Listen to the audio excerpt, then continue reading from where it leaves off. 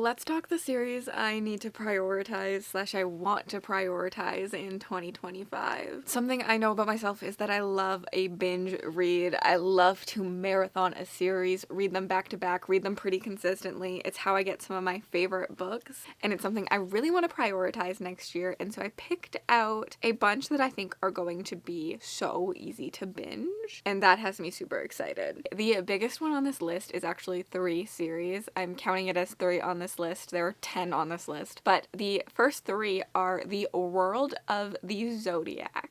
Currently 1 book into the Ruthless Boys of the Zodiac series. I probably will finish that one first because I think it'll be easiest for me to just binge my way through that since I've already started it. This is a Why Choose about our main character whose brother has been murdered, and she ends up going to the school that he went to figure out what exactly happened and who murdered him, and in order to do this she gets close to some of the big boys on campus, and it's a Why Choose. This is a prequel series to the main Zodiac Academy series. It's 5 books long and I think will be a really easy binge for me. I find Why Choose specifically is such an easy thing to just read them all through. It's so addicting. After I finish that, I'm hoping to dive right on into the Zodiac Academy, which is the main series, which is 9 books long. It's a chunky series for me, but I'm very, very, very excited to give this a try. Now, I've actually DNF'd Zodiac Academy once upon a time. I read it, I want to say 3 years ago for BookTube Bestie. Becca picked it and I DNF'd it, but I was not a romantic girly then. I really just read ACOTAR and From Blood and Ash and nothing super like Zodiac Academy. Now though, I definitely think that Zodiac Academy is more up my alley, and I think that I could really, really love it and get addicted to it and binge through it really quickly. So I'm very, very excited and nervous to give this 9-book series a shot. I know it's about 2 twin girls who realize they're magical and go to Zodiac Academy, and I think that they find their romances in it, but that's all I know, and I know it's a bully romance, and in 2024 I think I realized that I do really like a bully romance. So I think that this really could work for me, and I'm hoping that I get obsessed with it. And now the last one that I'm counting is the Darkwood Penitentiary series, I think is what it's called. This is a sequel series to Zodiac Academy, but it doesn't have spoilers, so you can read in any order, but I think I will wait till I read Zodiac Academy to read this. I think this is another Why Choose, but I could be wrong. Following our main character who's in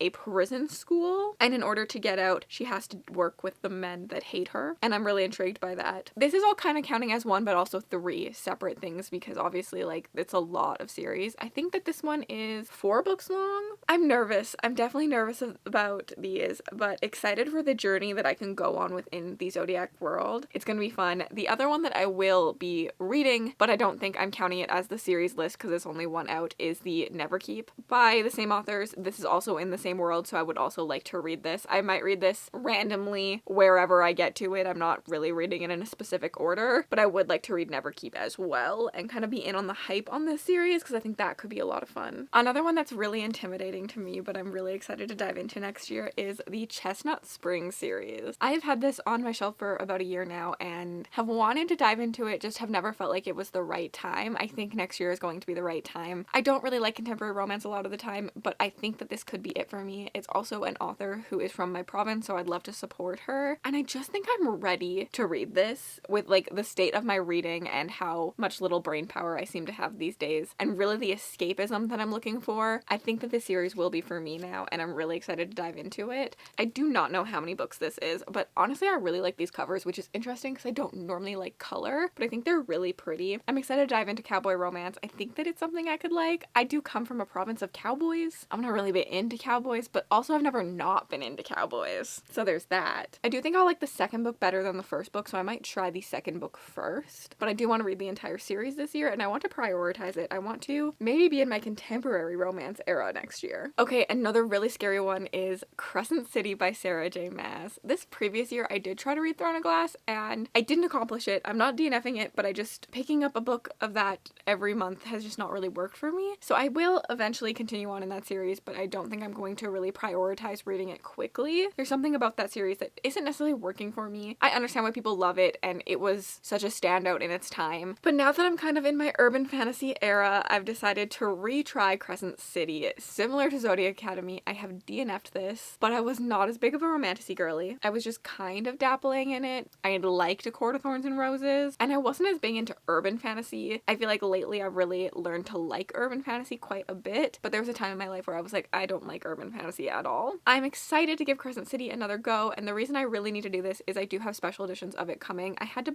bought ACOTAR special editions, and in order to get them when I wanted them, I had to also buy Crescent City special editions. I'm really excited. I actually think the Crescent City ones are really, really pretty, so I hope that I am one of those people that ends up really, really loving this series. I know it's got complaints, I know it's big, but if I love it, I know that SJM's writing can be so bingeable that I'm hoping that this one is really for me. A short little YA that I would like to prioritize next year is the Good Girl's Guide to Murder series. This is the second book. This is the one I'm on. I need to read this and As Good as Dead, so I would like to complete this series in the new year. I read A Good Girl's Guide to Murder and was pleasantly shocked by how much I enjoyed it. I was actually not expecting to enjoy it as much, but I buddy read it with a friend, and we don't have a lot in common, so it's always interesting when we pick a book to buddy read. One of us might not love it as much as the other, but this one we both really enjoyed. She has since then completed the entire series, and I think she's waiting for me and her boyfriend to finish it so we can all watch the show together. So I really, really need to binge my way through this. This is about our main character who, for her school project, tries to solve a old murder that happens in her town, and she does this by like interviewing people, and there's like conspiracies and stuff, and I really, really enjoyed this. It kind of gave me like PLL vibes, but better. No one has good things about the show to say, but I'm still excited to watch it. I just want to finish the series first. So this one is on my list. This one's nice and easy because it's only 2 books I have to read since I have read the first book, and they're pretty short and they're YA, so really easy to read, but this is definitely one that I really, really want to prioritize in the next year. Okay, a big boy series is the Captain of Wolves, which I think is actually called Bound to the Fae series by Eva Chase. I have read book 1, and this is a 9-book long series, so I have a lot to go through still. This is a why choose following our main character who is kept prisoner by a bunch of men and treated very, very poorly, like abused. And then these other men come in and save her from these abusive men, but they also don't let her go and they keep her prisoner because there's something special about her. And as they keep her prisoner but treat her a lot better than the other guys do, she falls in love with them. It's why choose, so we all know what that means. Eva Chase has become an auto-buy author, and although this is the only book by her that's on this official list, I have a feeling I'm going to be binging my way through a bunch of her series this year. She is someone that I've been loving. I find her writing so easy and bingeable. I've talked about her a lot in end of year content because I'm very, very excited about everything she's putting out and everything she has put out, and she's becoming quickly one of my favorite authors. So I'm very excited to binge through this one and also binge through all of her other ones this year. Another YA series, I feel like I'm back in my YA era for some reason, is Kingdom of the Wicked. I recently this year read The Cruel Prince. I feel like The Cruel Prince was something I wanted to knock off my list of like YA fantasy to romantasy pipeline. I feel like Kingdom of the Wicked is also one of those that like is a staple in that pipeline,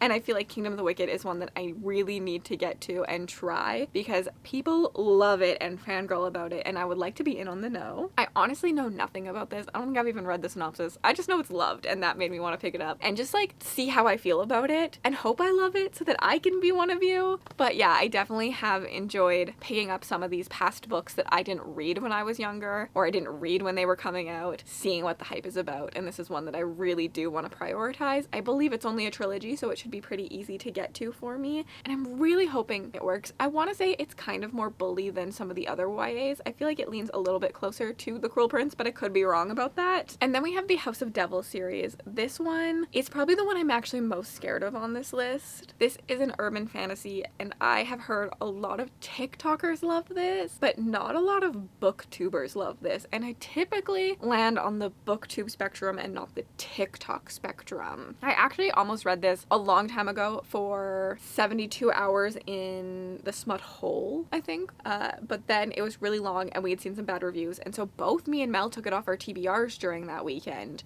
And recently I've just been seeing a lot more hype about it, and it's something I've decided I want to try again. At least this time I'm going to try it and see if I like it or not. Recently Stephanie Bookish reviewed it, and we tend to align when we think writing is wordy. So I'm a little scared because she said that about this, but I'm still excited. I'm still hoping I like it. As I've been into urban settings and the creativeness of them while still being familiar, I feel like this is one that I really, really could like. Again, I don't know anything about this. I know there's gods and demons, and that's about it. I'm going in pretty blindly, but I am very, very excited to give this series a try in the new year. And lastly, we have another YA series, which is This Woven Kingdom. Erin from Booked and Busy screamed about this year. She binged it, she said it was so good, and so I know that I must get to this. I must try it. If Erin says something good, I trust her. So this is a YA series that I, again, know nothing about. I believe it's Persian inspired. That has me intrigued. That's it. And I know that the romantasy girlies have been really liking this, which is good. I feel like it's another more recent YA YA to romantasy pipeline story. I need to be in on the hype. I need to know if this is going to be for me. Also had no clue this was the author of the Shatter Me series, which I've also never read and have been thinking about trying lately. I feel like I need to go back and try all the YA that I never read. I definitely stopped reading when a lot of these came out. I didn't read for a lot of upper junior high